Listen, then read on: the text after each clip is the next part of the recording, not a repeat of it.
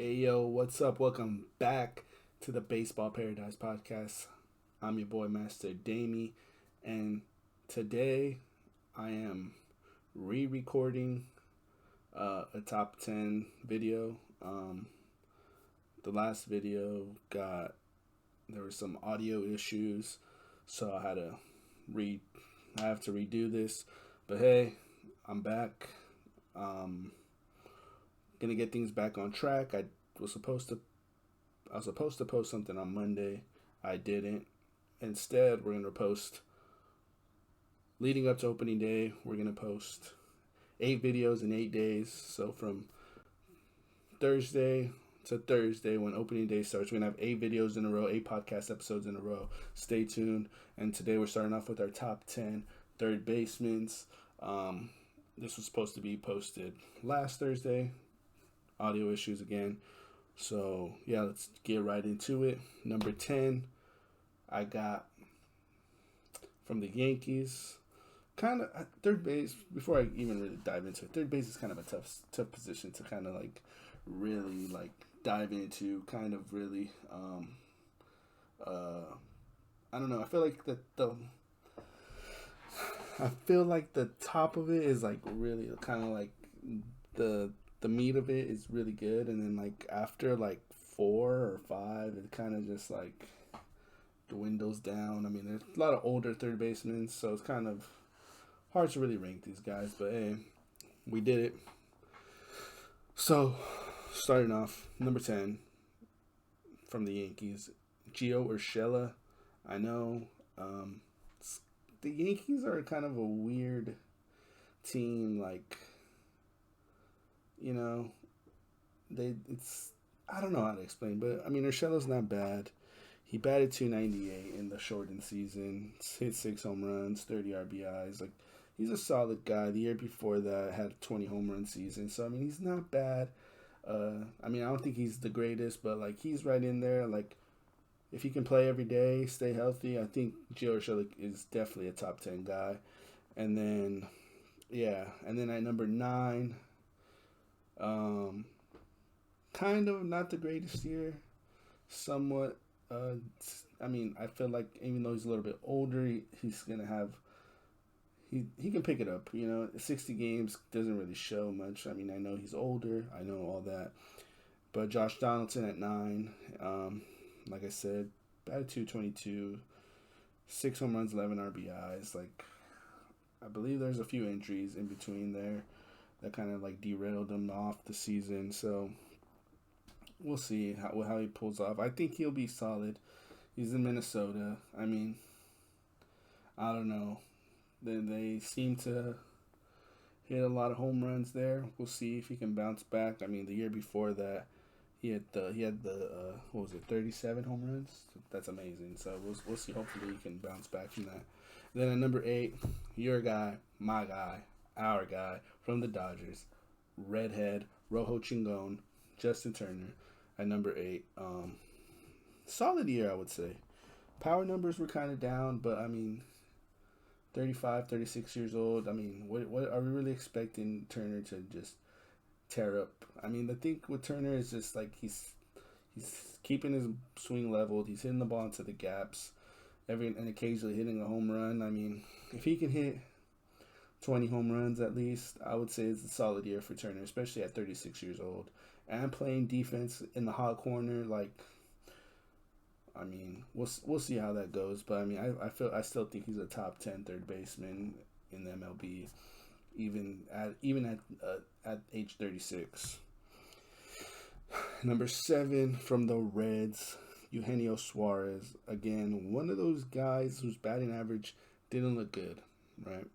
Did not look good. But the power numbers were still there, 15 home runs. I know he plays in a hitter's ballpark. Might have played a factor in it. Who knows?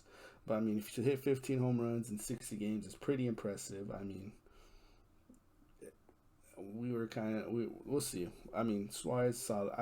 I expect him to go back to his ways, being like a 260, 270 kind of batter, hitting 30 home runs in that stadium, in that middle of the lineup. I'm not worried about the average with Suarez. And then at number 6, I think what boosts him up at 6, you could have probably had him a little bit lower if you want to just stick to the bat. But with this guy's glove, Matt Chapman at number 6, I think kind of elevates him. He's honestly number. I would say he's the second best defensive third baseman in baseball behind Arenado, right? He batted 232, and I think that's where he's about going to hit around between 230 and 250. And if he has a good year, like 260, 270, he hits the power numbers are going to be kind of, I would say a little bit lower for him. He hit 36 home runs in 2019, and 2020 he hit 10. To hit 36 home runs and you play half your games in Oakland, big stadium, that's impressive. That's some pop right there. And if he can just get that average up, this guy would be an elite third baseman. But hey, we'll see. We'll see how that goes. We'll see if he can pick up the average maybe a little bit. And yeah, but honestly, Chapman at number 6 I think is solid. And then number 5 from the Indians, Jose Ramirez. I think there's going to be a lot on his plate this year, right? A lot on the table for Jose Ramirez, really. He is the guy now, right? Before it was Lindor and him. Now it's just him. He's the guy. He's going to have to step up if the Indians are going to be competitive. It's got to be because of him, right? And, of course, the pitching staff. They have a young, nice core of pitching. So, I think it's going to be solid. I feel like Chapman's going to be solid. Not Chapman. Ramirez, Jose Ramirez is going to be solid. He batted 292. He had 17 home runs, 46 RBIs, shortened season. I'm excited for Jose. I'm excited for J-Ram, see what he can do.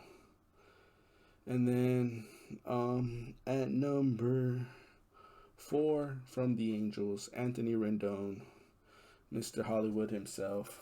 That's an inside joke. I think he's solid. Defensively he's not the greatest, but he holds it down. He hits the ball tremendously. Won the World Series 2 years ago, hit well. Goes net last year hit like 286, I believe it was. It's not bad, right? Not what the Angels expected their first year with Rendon and Mike Trout in the lineup, hoping to sneak into the playoffs, especially in 60 games, get in the playoffs. Let Mike Trout freaking play in October, finally. But we'll see how that rolls with Rendon. But Rendon at 4, and then at number 3, Alex Bregman. I like the Astros. If you watch the second base video, if not, go check that out. Or listen to it, wherever you're at. Bregman, not so great of a year compared to the previous years. Was it the shortened season? Was it the long layover? Was it the cheating? Maybe he's one of those guys. But he was a number 1, I believe he was a number 1 overall pick, if I'm not mistaken. But he's definitely a first round pick at some point, right? Alex Bregman. So it's not like this guy is just one of those players that just out of the blue came out good. They expected him to be. They were expecting him to be great. When they drafted him, that's why he was drafted so high. So he was the second pick overall. He was the second pick overall, so that says a lot. And he was right behind Dansby Swanson, so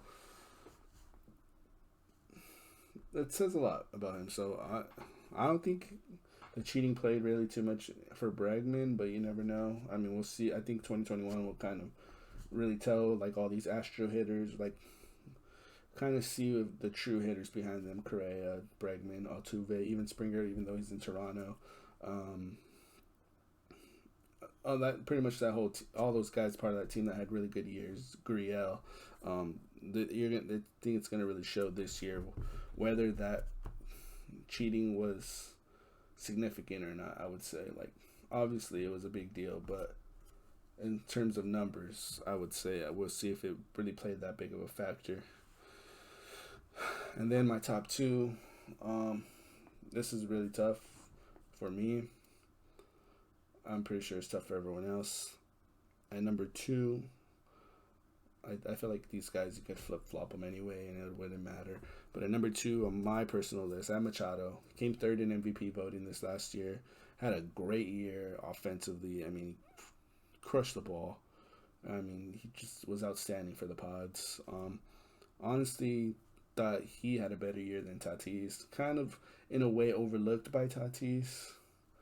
The kind of year that he had, but hey, I'm third in MVP voting. It shows a lot. And then at number one, I have Nolan Renato, best defender in baseball, hits the ball well, going to a new team, new scenery, new everything, hitting behind Goldschmidt, and I feel like I feel like Arenado is going to have a crazy year this year. Probably MVP type year, and on a contending team, finally for him is probably where he's be excited. But yeah, let me know what you guys think about my top 10 list. Check out the merch. Shout out 222 Clothing, man. I'll leave the description, their Instagram description in the description, their username in the description below. Check them out. He made this awesome sweaters and shirts with the logo. It's freaking awesome, man. Check out his website. Yeah, let me know what you guys think about the top 10 third baseman. Who would come in, who would go out, who goes up and down. Let me know what you guys think. Thank you for tuning in. This is the Baseball Paradise Podcast presented by the Duck Duck Bros. Peace.